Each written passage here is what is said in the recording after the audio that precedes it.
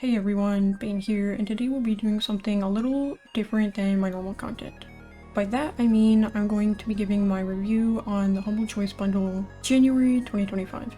Before I jump into the video, you might be wondering why I've decided to do this. And truthfully, this is something I wanted to do for a long time. A really long time actually. And with the start of the new year, I've made this my New Year's resolution. So I hope you guys appreciate the change and direction I'll be shifting some of my content towards. If this isn't your cup of tea, don't worry, I'll still be doing my other stuff as well. Let me know what you guys think of this video or this month's bundle if you'd like, and be sure to check out the timestamps in the description for specific titles. If any of these games pique your interest, I'll be leaving a link down to the website below. This is not an affiliate link or code or anything, this is literally just a link to the site. And stay tuned for my final thoughts in the end.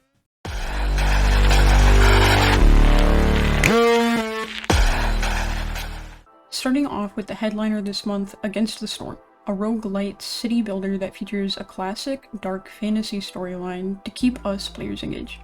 However, I was not engaged, and truthfully, this genre has become quite stale to me. It's nothing new, and personally I played better games in the genre. I don't feel as though this title has anything special about it to offer. It's not exciting visually, and the gameplay itself is quite lackluster. Honestly, I wanted to quit before my allotted time was over. Not giving up, I spent my next few hours going through the 2 beginner tutorials you're thrust into, as well as a solo mission. It's a simple yet thorough and relatively well-designed tutorial, give or take, that shows you the basics of the game. Building up your civilization, gathering resources, utilizing your people's strengths in exchange for keeping their varying needs in good graces, and the ultimate goal, keeping your queen happy. You serve as your Scorched Queen's viceroy with the goal of carrying out her orders. To deliver these orders, you need to utilize the people you've been given. Humans, beavers, and lizards. To hope you do so. These villagers are fickle and needy, as in you need to constantly hold their hand, seeing as the built-in task manager never seemed to work for me unless I turned it up to the max, one at a time. Unsurprisingly, you also need to keep their spirits up, giving them homes, keeping their food supply up, and attending to specific race-based needs are all ways to do so. Each mission is meant to expand your city outwards and push back the Blight Storm with several unpredictable challenges along the way. Some blighted areas and several different biomes appear to have special modifiers. For example, the forest will become unhappy if you advance too quickly.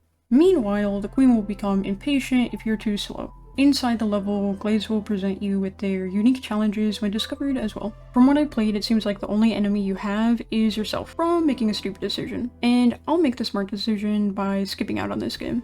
Beneath Oresa is a roguelike deck builder that blends the card play with immersive 3D combat. Unlike other deck builders, Beneath Oresa takes place on a 3D field rather than a 2D field, giving us dynamic and engaging movement and combat. You have 2 zones when fighting, a near zone, which is up close with your character, think hand-to-hand combat. Meanwhile, there's a faraway zone, which is typically on the other side of the map. The faraway zone is considered any attack that is made from a distance. This not only includes shooting at the enemy, but seems to also count for when you're running up on your enemies.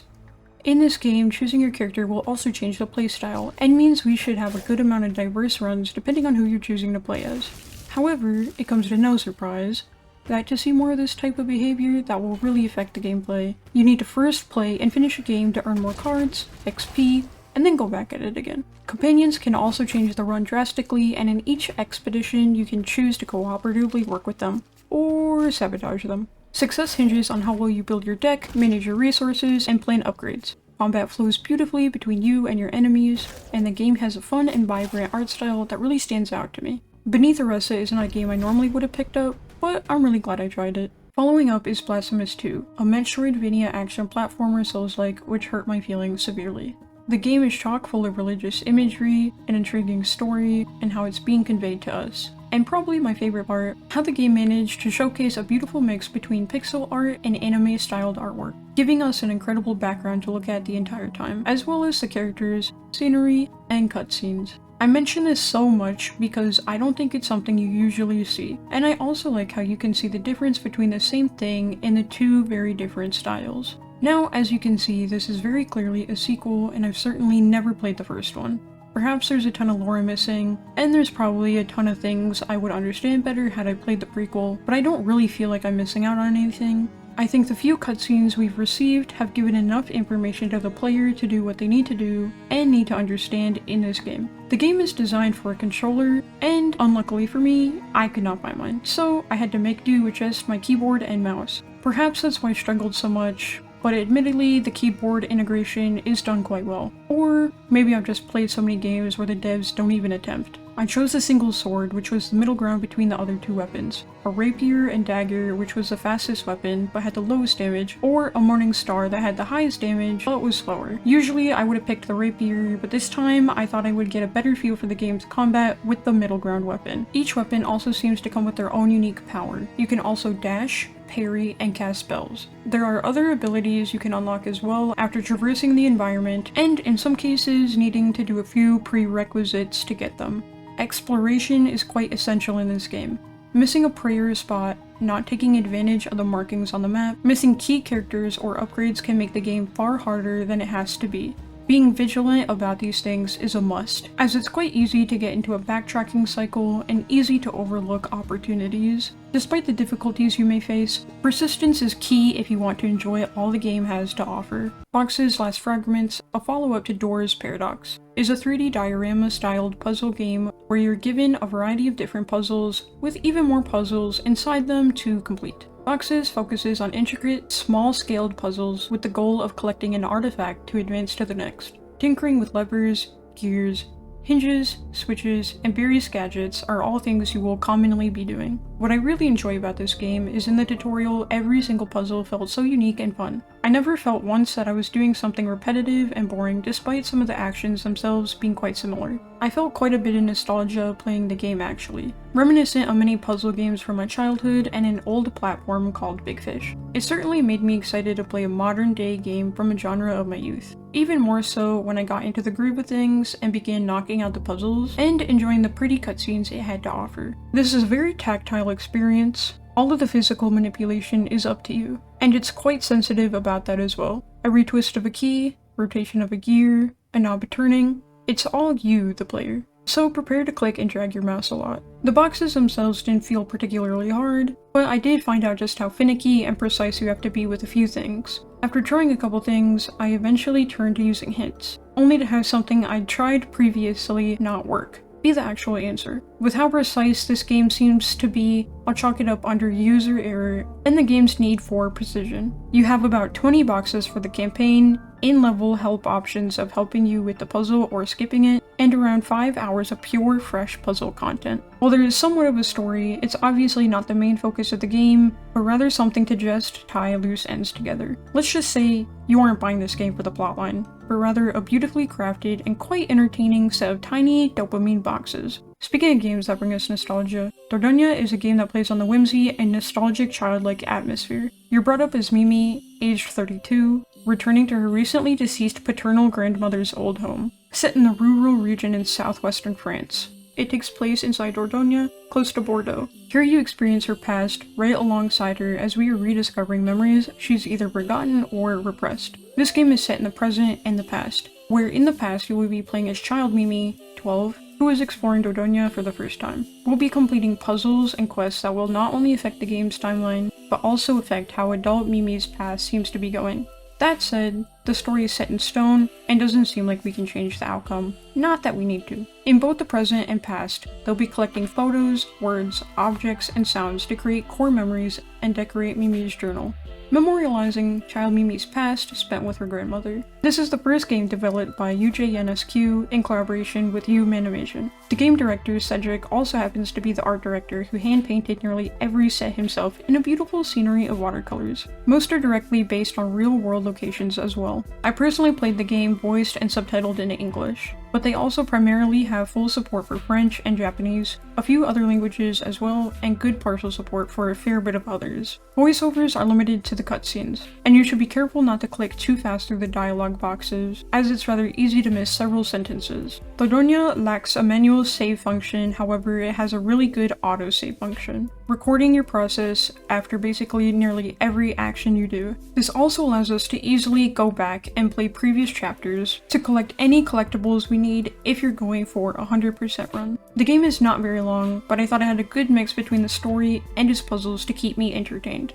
I really enjoyed my time with it, and I hope you guys do too. Finally, a space game set in the middle of Mars. Or, well, 182 according to the Wikipedia page, video games set on Mars. Well, anyways, at least Fort Solis is a third-person, sci-fi psychological thriller with mystery elements that, much to my dismay, did not have anything to do with zombies. Instead, you're exploring an eerily quiet outpost that almost seems abandoned as the crew has seemed to have disappeared altogether. This game is very narrative-driven, leaning more towards suspenseful exploration and thriller, bordering on walking simulator, as in my personal gaming experience, trying to find anything I was looking for was honestly a huge chunk of my playtime. He plays Jack Leary, you might find sounds familiar, as he's also voiced by the same guy who voiced Arthur Morgan in Red Dead Redemption 2, Roger Clark. Jack is a technician who conveniently receives an emergency signal from Fort Solis, and heads out to check it out after not receiving any communications from them. During his exploration, we're accompanied by his companion, Jessica Appleton, mostly via comms, who is constantly providing us with witty banter.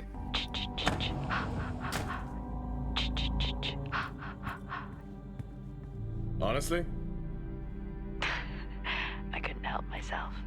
She also seems to be our only form of entertainment, considering I've never solved a Rubik's Cube a day in my life before. And today won't be the day I do either. The voice lines between the two characters are done quite well, both delivering their lines very solid and making it feel as though I'm genuinely listening in on someone else's conversation. The story is mostly delivered in this way or through the things you'll find along the way. Reading private emails, files we shouldn't have, and stolen videos seem to be the primary form of information at first, as we still haven't seen another soul. Quick time events are also something you will find yourself doing eventually, so getting in more hours of playtime will really unravel the story, as you are only given hints as to what it can be in the first hour and not much gameplay regarding anything else until you've sort of completed that main first area. Going back to the game being borderline walking simulator, I was not kidding. The walking/running animation is extremely weird. My game seemed to occasionally skip frames when I was walking, but when I was running, the game completely lost the smooth realism aspect for not much payout. The sprint speed isn't much faster, and if you bump into literally anything, it auto stops. It also stops if you go up any stairs. Why? Because it's a toggle and not hold a sprint. I didn't find anything in the settings that could change this either. Another gripe I have with the settings is the subtitles. I have a couple complaints that are definitely preferential, so if you guys don't agree, I won't be mad. Accessibility is very vital in a game, and putting them in a place easy to overlook was disappointing, considering I didn't even realize the game offered them at first, making my experience slightly worse. There's also zero way to interact with them, making them bigger, changing the font color or background, nothing. They were overlooked because they were put inside the general settings tab rather than the audio tab or an accessibility tab, which is certainly a choice to be made. The game does offer full support in English, but only English, alienating large parts of their fan base. After a year of being released, I'm surprised they haven't done more in this regard. Even more so surprised, considering according to their own public timeline, there should be full support for French, German, Spanish, Chinese simplified, and traditional Chinese, Russian, Portuguese, Polish, and Japanese at this point. Although this is technically an indie game with AAA values and not a AAA title, I'm quite surprised with how well they have managed to get things looking so good, while other things are so lacking. That said, at the end of the day, Fort Solis is a well-made game, and very clearly inspired by titles made by Supermassive Games and the like, rather than something like Dead Space, which I absolutely love. Jagged, a franchise you may or may not have heard of before. Now, nearly 25 years later, we're given an unexpected surprise, the third official installment to the game series. Starting off with its own unique story, you're thrown into the fictional West African nation, Grand Chien, with the president being kidnapped by a mysterious bad guy dubbed the Major. Hired by his daughter, you and your team of international mercenaries are set out to recover him. Unfortunately, you run into the local warlord gang, a paramilitary force known as the Legion. JA3 continues its predecessor's path in being inspired by old movies and their tropes, stereotypes, and cliches, capturing the late 90s and early 2000s vibe perfectly, in addition to taking a few jabs at modern day pop culture, giving the game a good atmosphere as a whole. We see little bits of this translated into the very extensive voice acting work they've done, which is another great pro about this game. There are dozens of mercs to choose from, all with their own attributes, traits, perks, inventory, and voice lines. They share a fair amount of lighthearted banter with each other as a pleasant surprise as well, really showcasing just how well the voice acting work they've done is. Okay,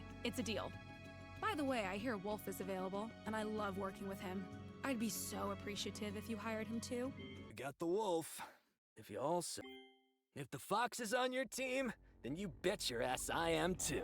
Upon starting the game, you're brought to the AIM website where you can recruit your team. The website does have a recommended for you page, but I also went to the second tab that allowed me to take a fun quiz. After that, it told me my personality type accurately and allowed me to customize my own merc to my own specifications. There, I made myself, codenamed Alpha in all caps for coolness effect, all for the low cost of 7 grand. What a steal! The pre-made characters all come with their own backstories, designs, and skill sets. Roles like marksman or medic will determine their roles and just how useful they can be for you inside the game. For the rest of my crew, I loosely listened to the recommended tab and set out on my first mission with 5 of the potential 6 slots you're given. There you are brought to the global map, which doesn't do much besides moving your group from one region to the next after completing your mission. After selecting and entering a region, you're brought to the TAC map where the actual game unfolds. Turn-based combat, quests, minor looting, cutscenes, dialogues, etc. all appear in this area. The tactical squad turn-based point-to-click combat is reliant on your character's action points, which really determines what you are able to accomplish in a turn. You're given a choice between 5 options against an enemy: head, arms, torso, groin, and legs to attack. Your characters also have preset commands to do. For example, my character Barry, explosives expert, would have bombs I could throw at enemies in addition to his normal gun. All in all, I did not enjoy this game. Not because it isn't well made, but because I just don't enjoy this genre of game or style, but I was really glad I gave it a chance. A 4X sci-fi strategy game that blends a custom-ish narrative depending on the choices you make in the game. You're tasked as the leader of a fleet fleeing to the Pegasus galaxy due to a sentient and hostile race we virtually know nothing about attacking Earth. This war has caused us the need to find a new home elsewhere, thus entering the Pegasus galaxy. It's an established galaxy that already has a global superpower we find ourselves at war with almost immediately.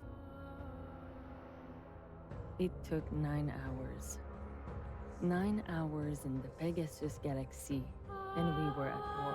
This is the start of the game. Whether you, the player, decide to conquer the surrounding planets violently or as kindly as possible is up to you. But be warned, there are consequences. The core gameplay is managing fleets, constructing a variety of outposts on various planets, and planning out your galaxy-wide domination. There are 2 things I quite liked about this game: the focus on the narrative campaign that seems to crop up quite frequently with the choices you make, and the battling planning stage. Admittedly, this took longer to grasp than I would have liked, but once I got it down, it was quite enjoyable. Here, you need to decide your formations and approach. During the battles, you also have some abilities to help you succeed, although I didn't feel like this was very helpful unless you were taking the risky nuclear path. That said, there are many things I disliked about the game. My number 1 problem being the amount of technical issues I came across. My game crashing, bugs that force halted my progression, and buttons just not working altogether. In addition to that, there's a lack of resource allocation and easy navigation. The learning curve for this game is intense, seeing as the tutorial is quite literally the worst tutorial I think I've ever played to date in a game, and getting to the help tab is more tedious than one should find. Despite these flaws, I'd love to be able to say that I think this game is worth trying, but in the end, I can't. This game should have never left early access, and upon my independent research, they, the devs, have even gone ahead and told negative user reviews they've addressed the problems brought up, only to, well, not. I would skip this game and be cautious of any others they've worked on as well. Before we jump into my final thoughts, please consider giving this video a like if you enjoyed it, as it really helps me with the algorithm. This is my first time trying to give game reviews in a proper format rather than just leaving a review on Steam, so please bear with me as we go along this learning journey together. I put, at minimum, an hour into each game, and some more than others due to their tutorial links or just trying to get a proper feel for the game. The reason I didn't want to dump a ton of hours into the games is because I felt it would make the reviews sound more biased and unfair to what someone's first experience would be compared to one who has played the entire game or has many hours in it. I can't speak for all of you obviously, but for myself, I judge a game more harshly on a game's initial first few hours due to the Steam refund policy. For the moment, I think this is something I will keep doing, but this is subjective to change if I find it unconducive later on to the reviews. Alright, well, let's wrap this bundle up and see if it's worth it. I base my reviews on a few different things and only these things: my time of hands-on gameplay, if I enjoyed my time playing the game, and I try to decide the placement whether I think it's a good game or not despite my personal feelings. Although, obviously, this is my review, it's going to be a little biased no matter what. Starting off with my must-plays of the bundle, I'm including Boxes, Lost Fragments, and Dordogne. I included these games here because I really enjoyed them so much that I know I will not only go back to play them later on, but also 100% them. them. Boxes was such a nice surprise and made me remember just how much I actually do love puzzle games and solving them. Even when I was struggling, it made me feel happy and rewarded the entire time. Dordogne had such a nice cozy feel to it, and it's such an underrated cozy game that I'd never heard of before. The art style and learning just how it was made me respect it even more. Even if you don't like this type of game, I think it's one every could appreciate for what it is. In the should play recommendations, there's Blasphemous 2 and Fort Solis. Blasphemous 2 has an incredible setting that really grabbed my attention. Fort Solis is probably the closest game I would normally have picked out of all these games, and is a title I will try to come back to in the future. My could play recs include Beneath Oresa and Jagged Alliance 3. Beneath Oresa had unique game art that reminded me of comic books, kinda similar to the Telltale game series, which I absolutely adore, but with a bit more colorful flair. Jagged Alliance 3 was of exceptional quality, but I'm not a fan of babysitting my characters unless I'm playing as them. And even more than that, I hate having to wait my turn to play. So it barely just made the cut between this and the final tier. And lastly, in the don't bother with section, I placed Against the Storm and the Pegasus Expedition. Honestly, Against the Storm just didn't click with me at all. I'm sure others will find this one surprising, seeing as this is a very positively reviewed game. But after this being one of the titles I spent the most hours in, it was a severe letdown. And the Pegasus Expedition was, well, it certainly is a game that exists. The whole time I was playing, I couldn't help but wish I was literally playing anything else the entire time. And it didn't help that, for whatever reason, this game gave me the most issues when trying to record. If I was a bigger hater than I already am, I probably would have deleted it from my Steam library by now. And that wraps up my thoughts on this month's bundle. This was a solid mix of games, especially considering I had A, not heard of any of them, and